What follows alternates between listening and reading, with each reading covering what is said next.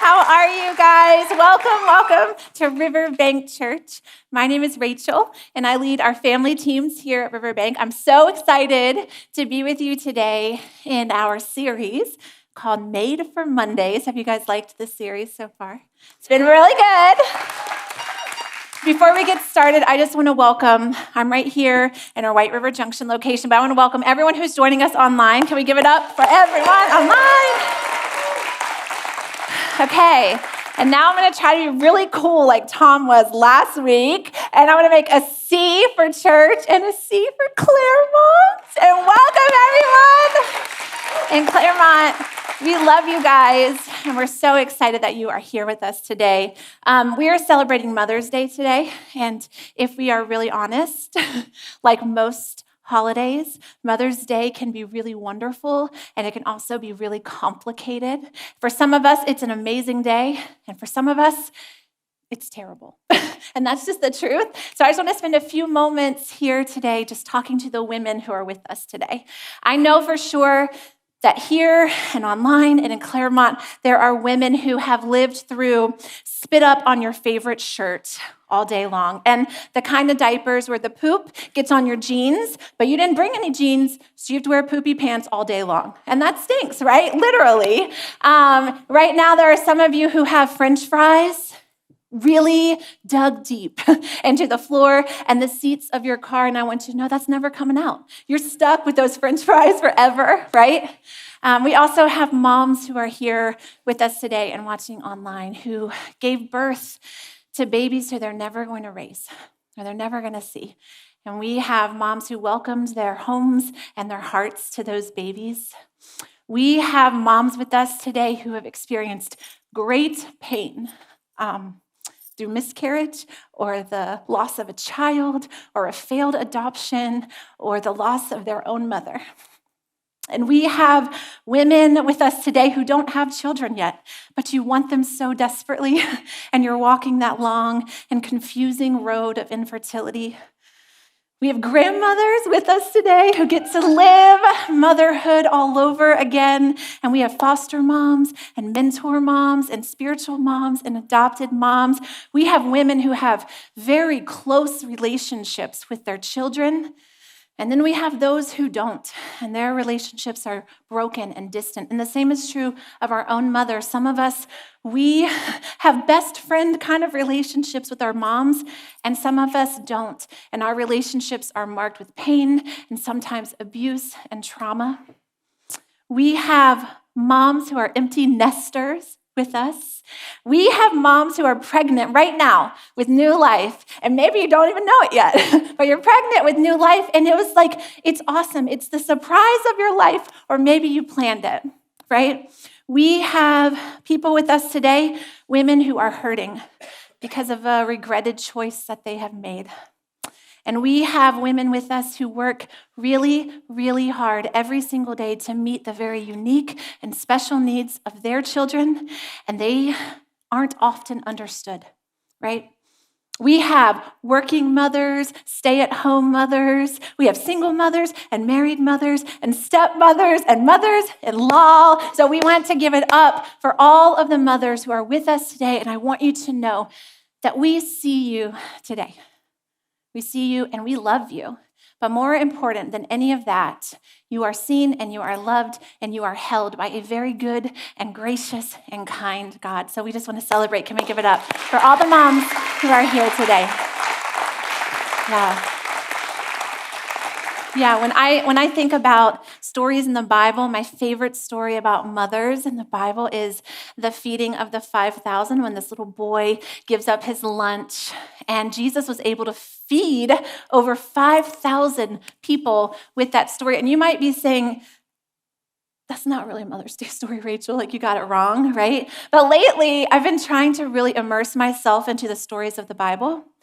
Try to figure out what was really going on and who all was there. What did it look like? And what did it smell like? What was really going on? And one thing that is clear to me when I do that with this story is that little boy didn't pack his own lunch that day, right? Because somewhere there was a mom who woke up early to bake the bread for the lunch and to put that lunch together so that he could offer it to Jesus so that a miracle could happen. And, maybe it was the kind of morning where she woke up early. It was like the morning that all moms dream of, She woke up early. She got to have some time to herself. She got to drink her coffee alone, right? And she made a beautiful breakfast for her whole family. And she even got to write a cute little note of encouragement and put it into his lunchbox. Those are the best kind of days. But maybe she had the kind of day, right, where she did not sleep well the night before, and she woke up with a headache, and she was just so annoyed at life and burdened, and she had so many things to do and not enough time to do them. And on her way to the kitchen, she stepped on a Lego because no one picked up their toys from the night before, right? And she burnt the toast. It was just one of those kind of mornings, and we've probably all had those. But either way, this is what I want you to hear. Either way, whatever kind of morning she had, she was faithful. She was faithful to pack the lunch. She was faithful to pack the lunch, even when no one saw it. And so moms, every time you pack a lunch, or you do laundry, or you make a meal, or you drive your kid everywhere, right? Or you put a Band-Aid on a boo-boo. Every time you do that type of work that is unseen, you are laying the groundwork that is needed for miracles in your children's lives and miracles for everyone around them. So I just want to say thank you for doing that, and keep packing the lunches, even if no one ever sees it. I am a mom, right? I have 4 children, and I love my kids so much. I just love my kids. I think they're like the coolest humans. And I know I'm biased, but I genuinely love spending time with them. My oldest daughter, Emma, was in the 6th grade. You know how middle school is super awkward?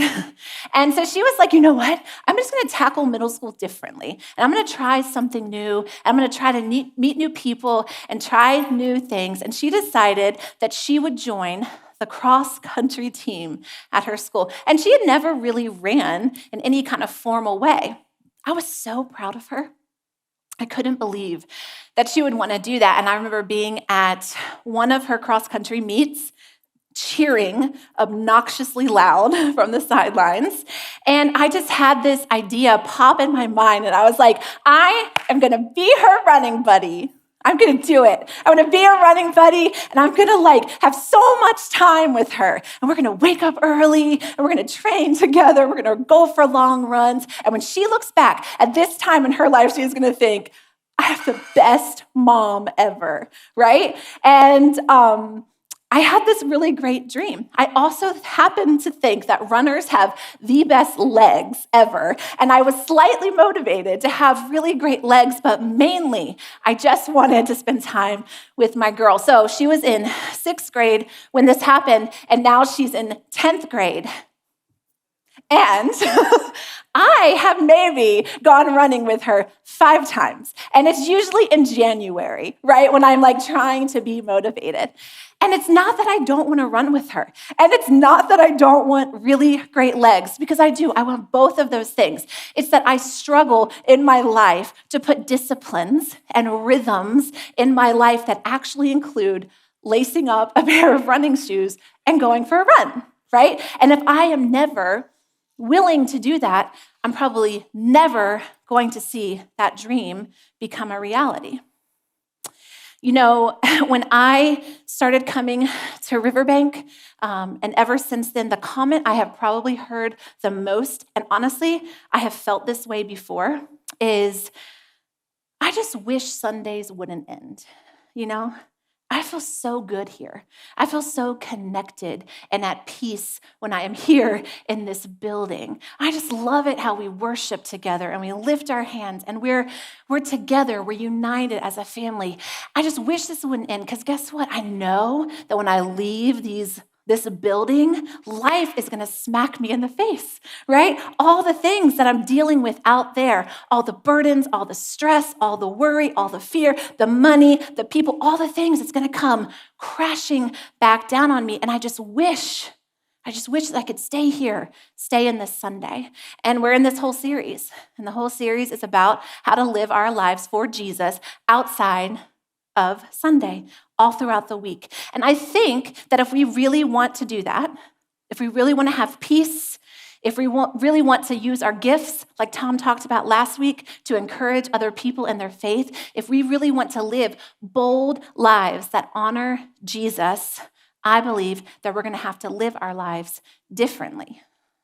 And so today, I want to talk about rhythms in our lives. Rhythm of life, that phrase is kind of new to me. I didn't really know about it until a few years ago, but it really just means like steady practices and patterns and habits that we have in our lives, things that we repeat over and over and over again. Typically, we think about rhythms when we think about music. All songs have a rhythm. They have a repetitive pulse. They have a pattern. And the truth is, right now in our lives currently, we all have a rhythm. There are things that we do over and over again. You wake up, you brush your teeth, you eat breakfast, you go to work, right? There's things that we do over and over again. And I think today, what I'm asking all of us to do is just listen to the sound that the rhythm of our life is producing.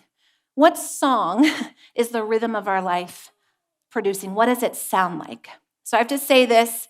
I have a feeling I'm going to get some pushback, but I love country music. I just love it so much. Come on. Yeah, good. I was scared. I wasn't sure anyone was going to agree with me.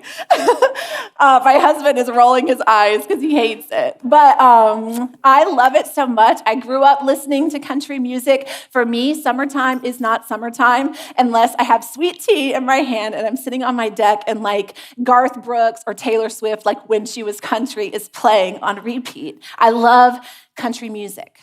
And whether or not you love it or not, you can probably agree with me and you can understand when music just feels right, when it just sounds right. And you can also probably understand and recognize when it's off. As a mom of four, I have been to many band and chorus concerts. And bless them. It is precious, right?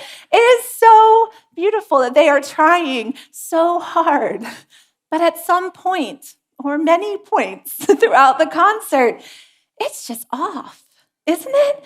It's just off. And it's okay, because they're trying and they're learning, but they're trying to learn about music and about rhythms. And I think that we need to do that. I think that we need to step back and we need to evaluate the rhythms in our lives. And maybe we need to try a few new beats. We need to try a few new rhythms. And so that's what I want to talk about today. I think that for the most part, we could all agree to one rhythm in our life, and that is busy. We are all busy. Busy, busy, busy. We aren't just busy, we are proud to be busy. We wear it like a gold star, don't we? We are so busy, and we live in a world where busy is better. We are in a rhythm of hurry and busyness. I just want to say this up front. I have been on a around 2-year journey of really looking at the rhythms in my own life and trying to figure out how I could live differently. Because one day I woke up and I was like, I'm super cranky.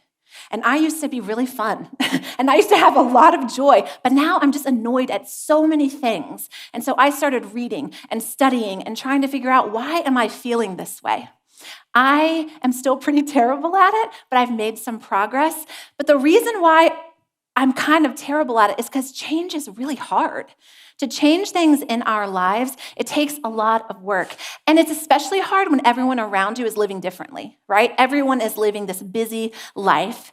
And we constantly are getting messages that busy is better, right? We hear we need to have more, we need to be more, we need to experience more, we need to achieve more. And right now, more than ever, more than any other time in history, we get to see what everyone else is doing, right?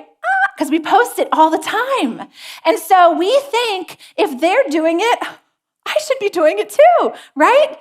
If they're doing it, I should be doing it too. And somehow along the way, I feel like we've adopted this core value in our society that says, you can do anything. Have you ever said that to your children? You can do anything, right? But it's shifted a little bit, and now we feel like, I can do anything, and I should be doing everything. I should be doing all the things. I want you to recognize that I think The reason we low-key brag about being busy is because busy is actually code for something else now. I think that busy is code for successful, important, relevant.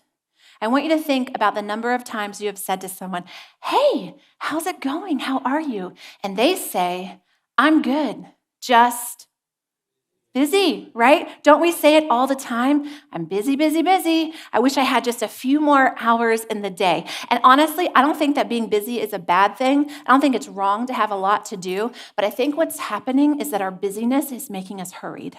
And we are constantly in a hurry. And I don't know about you. I personally find it very hard to live like Jesus and love like Jesus when I am in a hurry. I find it hard to be loving when I'm in a hurry. I find it hard to be patient when I'm in a hurry. I find it hard to be present to the people right in front of me when I am in a hurry. Has being in a hurry ever helped a single relationship that you have in your life? Has it ever helped your relationship with your spouse when you're just too busy to make time for them? Or your friends? Think about your children. Think about all the things that we say to them. This is me, and I'm embarrassed to even say it, but usually this is what I say. Hurry up, let's go. Hurry up, eat your dinner. Hurry up, put your shoes on. Hurry up, get in the car. We're going to be late. Hurry up, hurry up, hurry up. And I feel like that's the opposite of love and joy and peace. But we're just always so much in a hurry. And the truth is, we can tell when we are with someone who is in a hurry because they put off a whole kind of vibe, right? They do not want to be there with us. When Matthew and I had Emma, our oldest daughter, 3 months she was born, and he got sick. I've told this story before, but we go to the ER one night. A nurse pulls me aside. He's probably not going to make it. If he does make it, he's going to need a heart transplant. My whole world is just turned upside down. They admit him to the hospital. And we were so scared, and we were so nervous. And I was holding a little baby. And we got excited because we were going to get to meet our cardiologist the very next morning. And we started writing down some questions that we had because this is all so new to us. And we were excited to meet him. The next day comes, he knocks on the door, "Come on into the room." He introduces himself. "Hey, I'm so-and-so, I'm going to be your doctor." Matt says, "Thanks, that's awesome. I have a few questions that I'd like to ask." He takes out this was not a long list, it's a little piece of paper to start asking the questions. And I am not lying. This is what the doctor said. Whoa, buddy. Let's keep this to a dull roar because I've got other patients to see. Right? Do you know how deflating that was in that moment? And the fear and the anxiety that I have felt before he came in was times 10 now. It was times 10 because I'm telling you, hurry, when we are in a hurry, it wages war on our souls. It makes us very cranky, and it makes us overwhelmed, and it makes us distracted, and it makes us tired and exhausted, and it makes us unable to be present with the people who God has put in our lives. It also makes us unable to be present to God himself because we're just so distracted by what we have to do next. And so today, I want to look at the life of Jesus. I always like to look at the life of Jesus because he was perfect. And he lived a perfect life, and he is our perfect example. And I have to say that Jesus, he was busy. He did a lot of stuff. His typical day was pretty filled, way more than our days are filled. But I don't feel like he was ever in a hurry.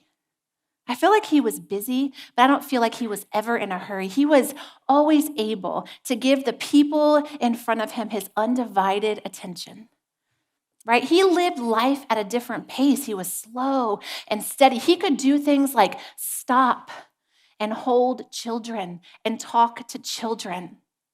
He could stop and just talk to complete strangers, right? When he was interrupted, which he was interrupted often, do you know how gracious he was? Do you remember the story in the Bible where the little girl is sick? Jairus' daughter is sick. She's 12 years old. She's dying. He's on his way to heal her, and he's interrupted by this other woman who's older, and she has a bleeding condition, and she stops him in his journey. And he is so gracious to stop and to be with her and to hear her story. And he's not mad. When you get interrupted, how do you feel? I'm not usually as gracious because I'm often in a hurry. He also had time to slow down and just pray. He prayed so much, he got away from the crowds and he prayed. Sometimes for hours, sometimes for days. He lived the greatest, most fulfilling, most busy life with the most fruit ever, and he was never in a hurry. He talks to us in Matthew 11:28 through 30, and he tells us some instructions for how we can maybe do this too, for how we can maybe take on some of his rhythms, how we can make them our own. And this is what he says: "Come to me, all of you who are weary and carry heavy burdens, and I will give you rest. Take my yoke upon you. Let me teach you, because I'm humble and gentle at heart, and you will find rest for your souls. For my yoke is easy to bear, and the burden I give you is light." He says, come to me, and I will give you rest. If you just come to me, if you come to a relationship with me, I will give you rest. And I thought about, why does he say, come to me? And I think it's because we all go somewhere when we're burdened, and we're tired, and we're anxious, and we're overwhelmed. We all go somewhere to find relief from all of that stress. And he says, don't go there. Don't go to that person. Don't go to that thing to find relief. Come to me and I'll give you rest. And he says, not just I'll give you rest, like the kind of rest where you just fall into bed and watch Netflix all day, not that kind of rest, but deep and rich and satisfying rest for your soul. And then he says how he's going to do that, how he's going to give us rest. And he tells us to take his yoke upon us, put his yoke on us. And a yoke is an instrument that farmers used to link two animals together. And it would go around their neck. And because they were linked and joined and they couldn't get away from each other, they could do more work, more effectively, more efficiently, because they were working together. So they could pull a cart or a plow or something. They could work together. And we don't really talk about yokes, but maybe you could think of it like a handcuff, like you're linked to someone. And I just think it's so funny that Jesus would say, come to me and handcuff yourself to me, tie yourself to me, and we'll do work together and you'll find rest in that. Right? To me, that doesn't really feel like that would be super restful. What I would want Jesus to do is be like, girl, I know you have been so busy lately, so why don't you give me your calendar and I'll take care of everything and I'll handle all your appointments. And why don't you book yourself a vacation somewhere tropical for about a month? And you can just run free and you can escape. That's what I think of, like escape. I don't want to be yoked to someone where I have to work. I want freedom. And he says the opposite. He says the exact opposite. He says, no, handcuff yourself to me. Be linked up with me. And I was thinking about this, and I read this book. If you know me, I'm sorry for how many times I have tried to convince you to read this book. But this book called The Ruthless Elimination of Hurry, and it is by a guy named John Mark Comer. And he describes this perfectly. I love his words, so I'm going to read them to you. He says, Jesus doesn't offer us an escape. He offers us something far better, equipment. He offers his followers a whole new way to bear the weight of our humanity with ease.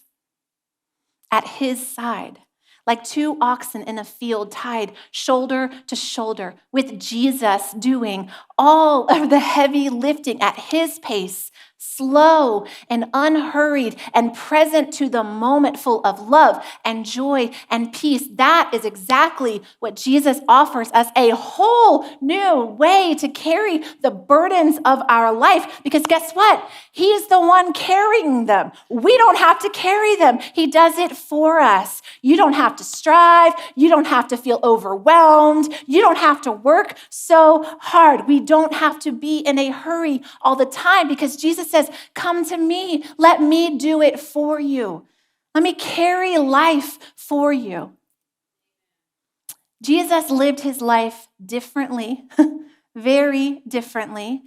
And you know what? He knew exactly where his strength came from. You know, Jesus had a really big burden to bear when he was here, right? And he knew exactly what he needed to do to get some strength to bear that burden. And you know what that was? It was connecting with his Father. It was connecting with his Father through prayer. He did not gain strength from all of the praise of all of the people and all of the miracles he was doing and all of the adrenaline he must have felt from doing all of those miracles. It was not from what people thought of him. It was from God, his Father. And so he had a regular rhythm of connecting to his Father. This is what I want you to hear. A rhythm of prayer keeps us connected. A rhythm of prayer keeps us connected. Luke 5:15 and 16. Listen to this. But the news about Jesus spread all the more, and great crowds came to hear him and to be healed of their sickness. Ready? Listen, 16. Yet he frequently withdrew to the wilderness to pray. Crowds everywhere, people wanting him, wanting a piece of him. And what does he do? He gets away from it all and he prays. There is so many times in the Bible when we can see Jesus stopping everything that he is doing and getting away to pray. The Bible is filled with stories. Listen to some of them.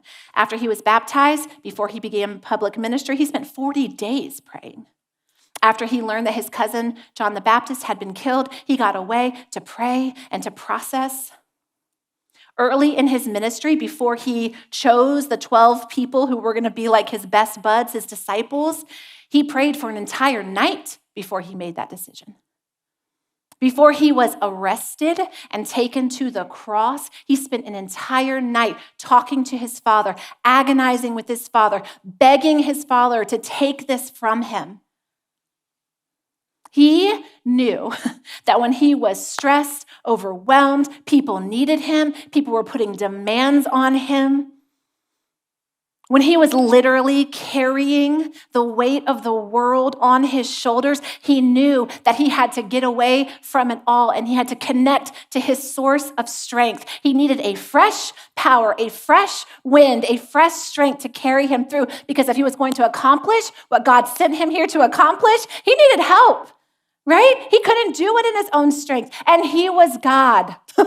And he was God. So how much more do we need to be in a regular rhythm of connecting with God, our Father, when we are stressed or grieving or making decisions, or people are wanting so much from us and we're feeling pulled in every direction? There's so many demands and there's so much stress. How much more do we need to be connecting with our Father, because he gives us strength to do it? He carries it for us. We have to get into the rhythm of connecting with him, because guess what? Prayer is our lifeline. Prayer is our lifeline, and we complicate it so much. We make it so much harder than it has to be. We let fear or shame get in the way. We worry about what to say and how to say it. I want to tell you, the biggest mistake that you can make in prayer is just not praying. You just have to pray. You just have to start somewhere. I have missed out on years of power because I haven't prayed. I let shame get in the way. I was worried about how to do it. And I'm saying no more. I want to connect with Jesus. I need his strength to do what I need to do in my days. And I want you to know he's waiting to hear from you too.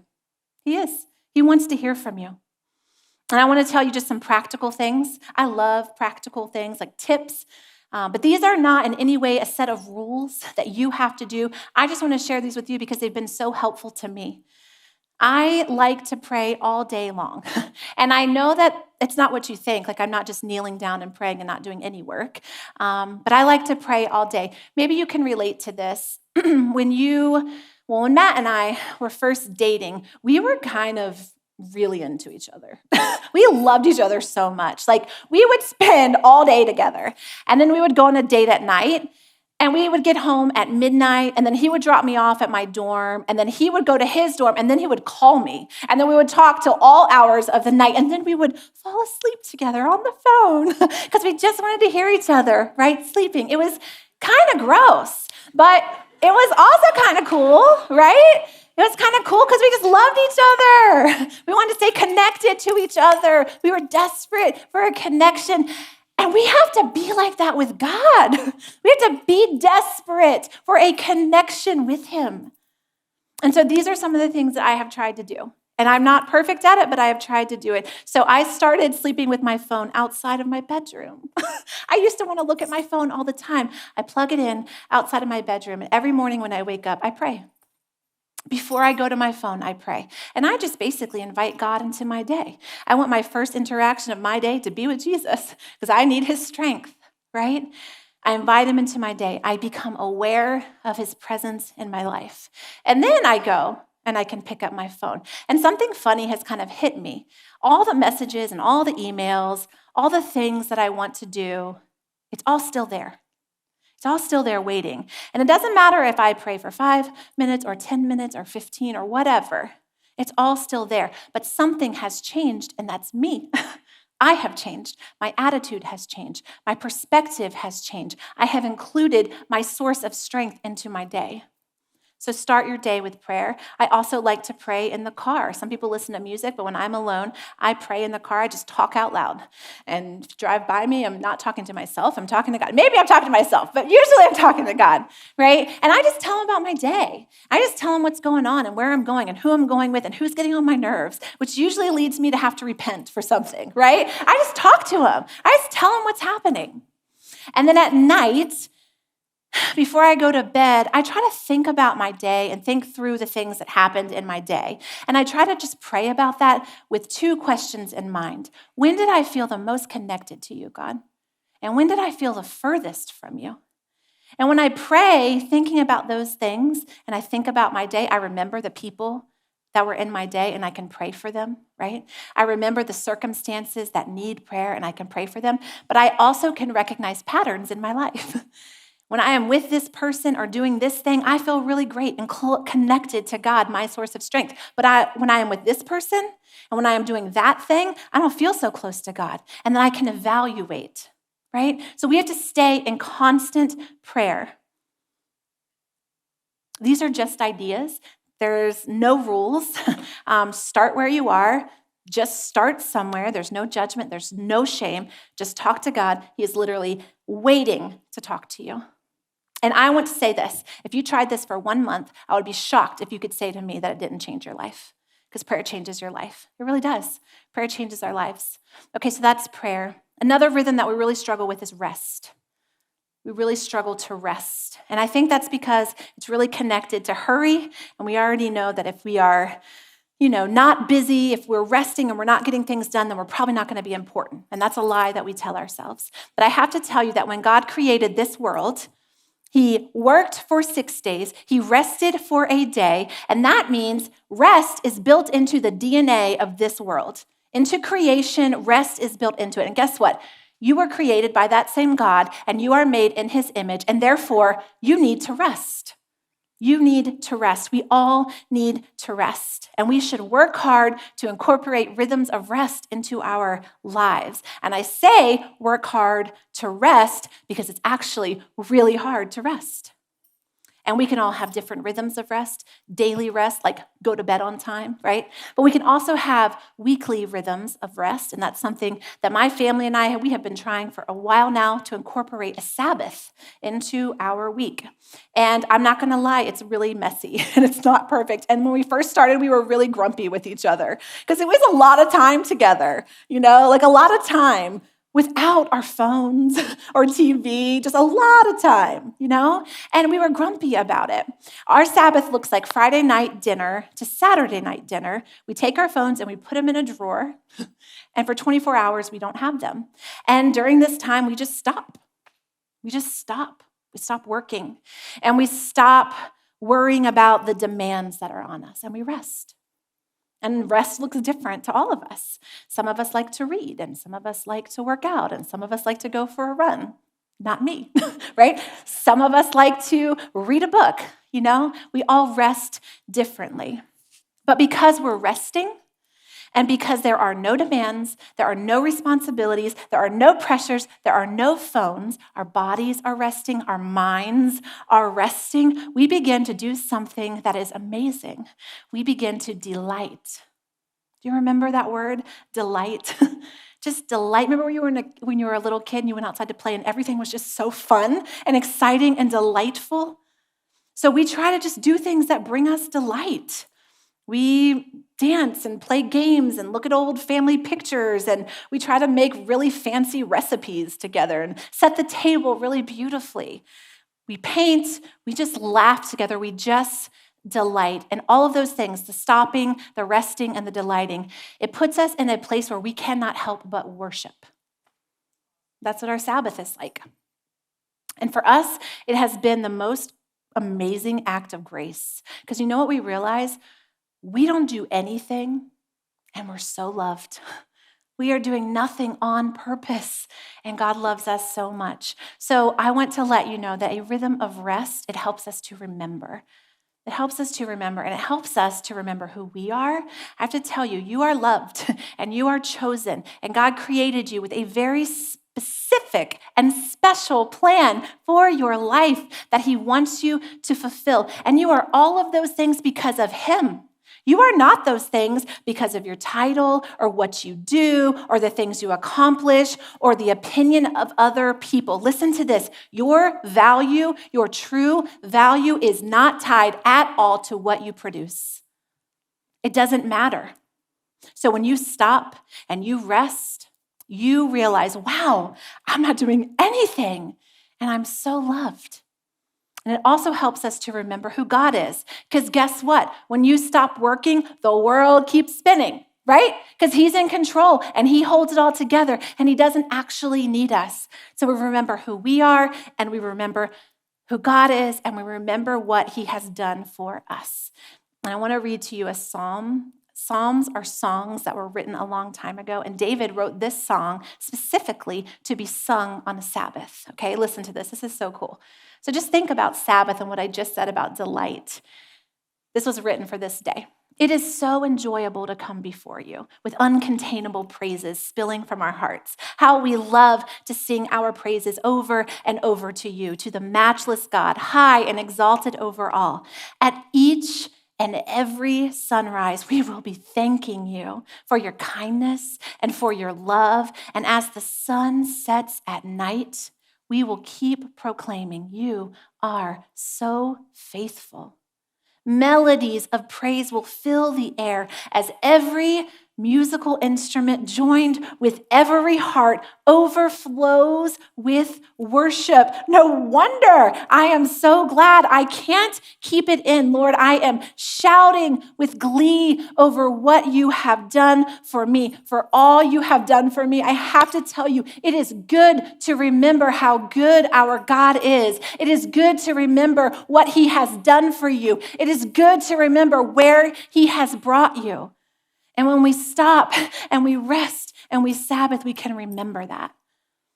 I really, really believe that if we want to see miracles, like the little boy who gave up his lunch, if we want to see miracles in our lives, if we want to see miracles in the lives of others, if we want to step off the crazy train of hurry and busyness and exhaustion, if we want to experience this abundant life, this different kind of life where we are handcuffed to Jesus and we're using our gifts to encourage other believers, we're making a difference for Jesus. If we want to feel like we feel here, outside of here, not living for Jesus just on Sundays, but in the world throughout our week, if we really want all of that, then we have got to check our rhythms. We have got to see what we are doing in our lives. We've got to stay connected to our source of strength and our source of power through prayer.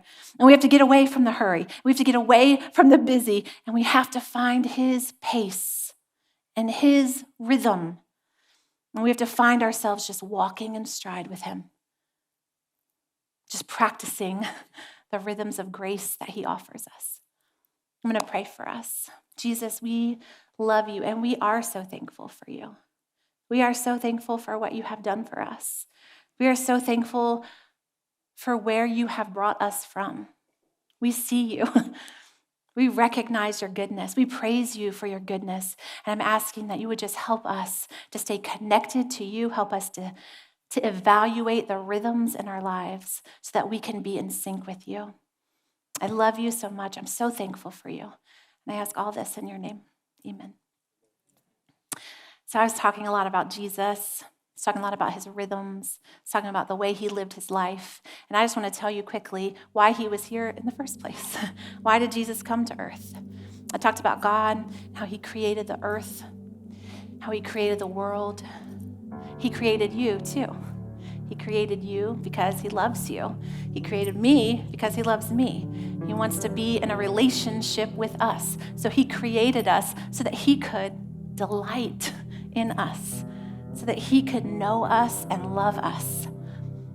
And he loves us so much that guess what? He doesn't force that relationship on us. He's a gentleman, right? He doesn't force his relationship on us. He gives us a choice. And because we're humans, we want what we want. When we want it, we often choose wrong, don't we? We often choose wrong. We often choose to be out of connection with him. And the sad part about that is it breaks our relationship and our connection with him. Sin, I struggle with sin every single day. You struggle with sin every single day. Sin is just things that we know we shouldn't do, but we do them. Lie, cheating, stealing, anything that we know breaks our connection with God. And because that connection is broken, there is a consequence for that. And the Bible says the wages of sin is death. And so we all have to die. And beyond that, when we die, we're still separated from him. We're separated from a very good and loving Father who created us to love him and be in relationship with him. But he can't be around sin, so we can't be with him. He knew this, he saw this. He did not want this to be the end of my story. He didn't want this to be the end of your story. So he came up with a plan. And he asked Jesus, his perfect only son, to leave paradise of heaven and come here to earth to live a perfect life so that he could be the sacrifice, so that he could take the payment for us so that we didn't have to. And Jesus came. He said, yeah, I'll go. And he came and he did live a perfect life. And he did die a brutal, brutal death with you in mind and with me in mind so that we didn't have to die. They put him on a cross. He took all the sin of all of the world, past, present, future, every person, and he put it on himself. And he died for us. And they took him off the cross and they put him in a tomb. And 3 days after they put him in that tomb, he walked out. He walked out. He came back to life. He beat death. He beat sin. He won. He was the perfect sacrifice for us so that we didn't have to be. But right now, today, we still have a choice to make. He still doesn't force that relationship on us. And so right now, today, we have to choose. What are we going to do with this sacrifice? What are we going to do with this gift that he has given us? The Bible says if you believe in the Lord Jesus Christ, you will be saved.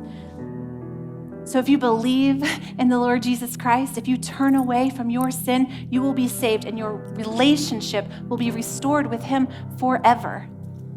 And I just want to create an opportunity for people who are here today and for people who are watching online to do that, to say, yes, I want a relationship with Jesus. I want to enter into a relationship with Jesus. I accept this free gift. So I'm going to ask everyone to bow your heads and close your eyes. If you are watching online and you would like to say yes to a relationship with Jesus for the very first time, I want to ask you to take out your phone and to text respond now to 94,000. And if you do that, someone from our team will contact you and will be able just to walk with you through these first steps of your new relationship with Jesus. And if you are here today in this room and you have never done that and you want to do that, you want to accept this free gift that God has offered to us, I'm going to ask you just to raise your hand. I'm going to ask you to raise your hand. God, thank you so much. Thank you so much for who you are and for what you did and for the sacrifice that you made for us. We love you. We love you so much. We want to sing your praises all day long. God, thank you for who you are. be with us now in these next few moments. Thank you so much for joining us today. We hope that this message has encouraged you and challenged you to grow in your walk with God. And if you want to stay up to date on new messages every week, be sure to subscribe to our channel to be notified anytime we put up a new video. Here at Riverbank, we're on a rescue mission to reach people with the message of Jesus.